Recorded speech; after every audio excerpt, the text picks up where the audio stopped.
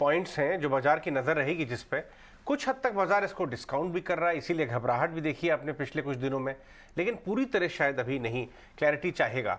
In fact यही बातचीत हम शुरू करते हैं अजय श्रीवास्तव जी के साथ, जो दिल्ली से जुड़ रहे हैं हमारे साथ बाजार के फंडामेंटल से बात करने के लिए। Ajay, good morning. Good Ajay, ये मॉर्निंग। Q3 जीडीपी की कमजोरी और आईएमडी की का व्यू आउटलुक, इस बार सुना है दिल्ली में 38 डिग्री ऑलरेडी, आपके एसी तो 24 घंटे चल रहे होंगे, माहौल थोड़ा बिगड़ा हुआ है वेदर फ्रंट पे, बाजार भी नजर बनाए इन सब चीजों पे? देखिए, पहली बात बताता हूँ आपको, अखबारों पे इतना मत दीजिए, आपका अखबार भी है, लेकिन बताइए कि कल मैं बता रहा हूँ शाम को एकदम बहुत बढ़िया मौसम था दिल्ली में, ठंड थी काफी दिल्ली में, वॉक पे हम गए थे रात को।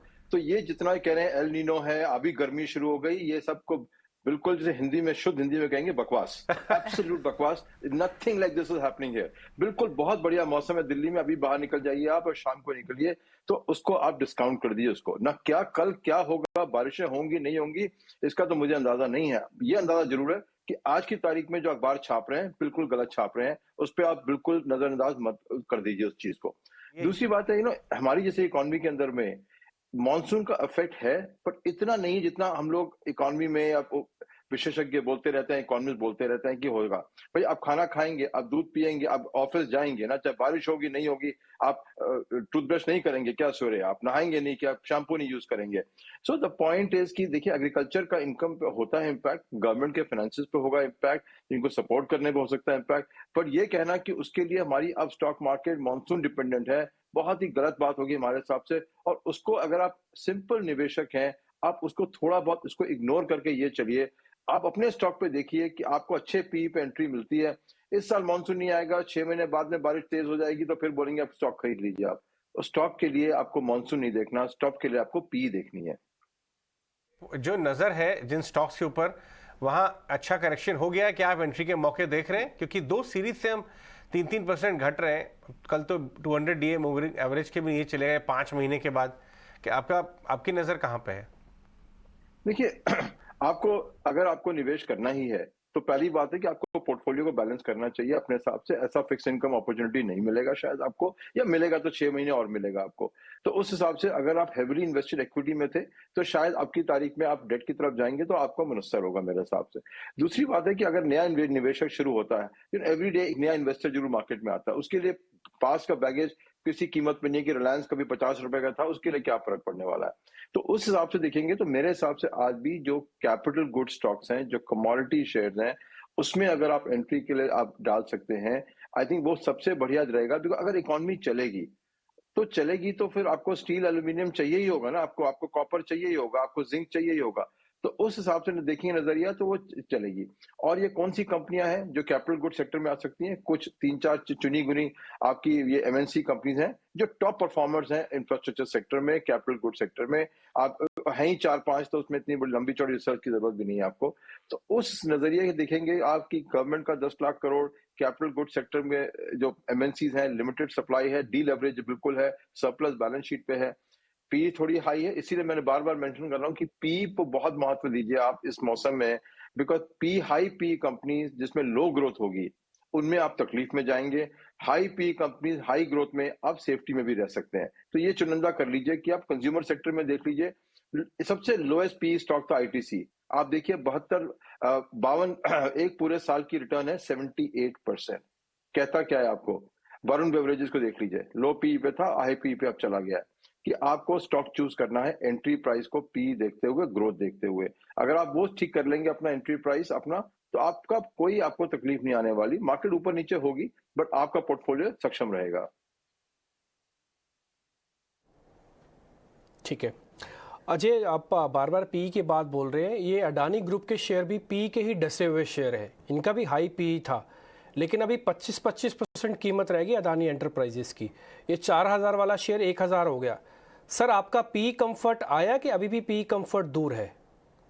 देखिए, इन ग्रुप ऑफ स्टॉक में तो आपको ब्रेवहार्ट होना पड़ेगा, क्योंकि इसमें इतनी डेवलपमेंट है। पी के अलावा, अर्निंग के अलावा क्या होगा ग्रुप का, गवर्नमेंट की इन्वेस्टिगेशन क्या निकालेगी, फ्यूचर इक्विटी क्या होगी। तो अगर आप बहुत ही हाई रिस्क टेकर हैं तो अभी मैं कहूंगा कि ये ग्रुप कोई फिजिकल इंफ्रास्ट्रक्चर स्टॉक्स हैं इनके पास में ना, लेवरेज उनकी हाई है इस समय, पी भी बहुत हाई है, बट जो उन्होंने इकट्ठे किए हैं चीजें, एसेट इकट्ठा किया है, वो आसान नहीं किसी कंपनी को इकट्ठा करना इंडिया की साइज देखते हुए।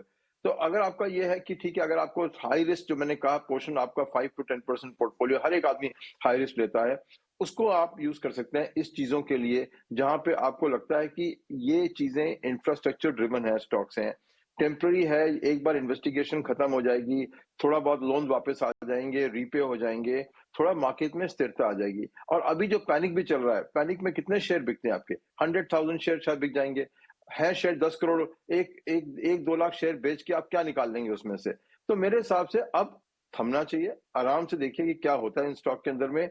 कुछ तो होगा, गवर्नमेंट का सपोर्ट आएगा, पब्लिकली नहीं आएगा इलेक्शन ईयर में, बट प्राइवेटली आएगा सपोर्ट, कि इंफ्रास्ट्रक्चर सेगमेंट को अगर सपोर्ट करना है आपने, तो ये सारी कंपनी इंफ्रास्ट्रक्चर में है। एयरपोर्ट ले लीजिए, ग्रीन एनर्जी ले लीजिए, पावर ले लीजिए ना, इसको अगर सपोर्ट नहीं करेगी गवर्नमेंट तो किसको करेगी सपोर्ट? हाँ ठीक है, आपके थोड़ा इन्वेस्टमेंट कम हो सकती है, आपको फिर एवरेज करनी पड़ जाए, बट मेरे हिसाब से 5% पोर्टफोलियो बनता है इन कंपनियों में, बिकॉज इंफ्रास्ट्रक्चर सपोर्ट गवर्नमेंट की आएगी इवेंचुअली, और इनके पास एसेट बहुत बढ़िया है। राइट, मॉर्निंग अजय, जिस तरह से गुड आप बात मॉर्निंग। भी कर रहे हैं कि हाई ग्रोथ ट्रेजेक्टरी वाले स्टॉक्स को पिक करना चाहिए अपने पोर्टफोलियो में, तो लास्ट ईयर तो क्योंकि हमने ग्रोथ स्टॉक्स के लिए एक स्लो डाउन देखा, इस साल की शुरुआत से हमने आईटी स्टॉक्स में जो मोमेंटम देखा है वो जारी है। एटलीस्ट आईटी स्टॉक्स अब गिर नहीं रहे और धीरे धीरे ऊपर बढ़ भी रहे हैं, तो क्या आईटी स्टॉक्स में भी आपको पी का कंफर्ट आता है? देखिए, आईटी स्टॉक तो लेना चाहिए आशीष, बिल्कुल। जो आदमी ये रख ले कि मुझे इनको 5 साल रखना है, मुझे स्टॉक प्राइस नहीं देखनी है, और अगर 10 से 15% गिरेगा तो मुझे थोड़ा 25% और बढ़ाना है। उस अगर लहजे से करेंगे आप इन्वेस्टमेंट, बहुत बेहतरीन इन्वेस्टमेंट निकलेगी आपकी, क्योंकि डिविडेंड भी आएंगे आपको, बायबैक भी आएंगे, बोनस भी आएंगे, और आपकी शेयर प्राइस भी प्रोटेक्ट रहेगी। ये सारी कंपनियां सरप्लस में, इंटरेस्ट रेट बढ़ चुके हैं, आप देख लीजिए उस हिसाब से इनको ट्रेजरी इनकम भी आएगी। और ये देख लीजिए, 2 साल पहले इनकी इनकम थी 74 रुपए टू डॉलर पे, आज जो इनकम आएगी उनकी अगले साल में वो आएगी 84 रुपए टू डॉलर, और 85 ईयर के बाद में। तो 74 से लेकर 85, जो एट्रिशन का प्रेशर था वो भी कम हो चुका है उनके पास में। अब लोग की जो स्टार्टअप में जो धुलाई हुई है उस हिसाब से अब लोग भी कम नौकरी छोड़ रहे हैं और मूवमेंट कम है। तो वो सब देखते हुए आईटी सेक्टर, अगर आप 3 से 5 साल में आप चुपचाप उसको रखे रहेंगे, आपका रिटर्न बहुत अच्छा आएगा। जैसे कि कंज्यूमर स्टॉक में आपने देखा हुआ है, पिछले 3 सालों में लगातार आया है। सबसे बड़ा उनका चीज क्या है? No fresh supply of equity, वो इशू करते नहीं है। नो गवर्नेंस इशू, जैसे MNC consumer company, same issue, no governance issue. उसके बाद में बेहतरीन डिविडेंड, नेस्ले को देखिए 90% डिविडेंड देता है, इन्फोसिस 80% देता है, टीसीएस 90% डिविडेंड इनकम का देता है। तो निवेशक के लिए और क्या चाहिए आपको? हाई डिविडेंड, स्टेडी मार्केट, और कुछ भी कर लीजिए टेक्नोलॉजी में, कंपनियों में इन 3-4 कंपनियां, हिंदुस्तानी कंपनी को रिप्लेस करना बड़ा मुश्किल है। तो कॉम्पिटिटिव प्रेशर भी काफी कम है इनके ऊपर में, कि आज बड़ी डील्स में ये क्या करेंगे। उसको लहजे को देखते हुए 3 साल की अगर आप रखें, आईटी सेक्टर बहुत बेहतरीन है। अगर आप समझते हैं कि इस साल में मुझे 20% रिटर्न चाहिए, 25, मैं नहीं बोलूंगा कि वो सेक्टर ठीक है आपके लिए, बट कोई भी निवेशक, खासकर जो रिटायर होकर कह रहा है मैं काम इन्वेस्टमेंट करना चाहता हूँ पीस ऑफ माइंड में, उसके लिए ये सेक्टर अभी भी बहुत बेहतरीन है। अजय, आपके पड़ोस की एक कंपनी है त्रिवेणी टर्बाइंस, आप क्योंकि कैपिटल गुड्स में बहुत बुलिश हैं, तो मेरी नज़र गई त्रिवेणी टर्बाइंस आज लाइफ टाइम हाई पे है। ऐसे बाजार में जब मिड कैप्स ऑन एवरेज 25-30% नीचे, आपने इसको स्टडी किया है क्या?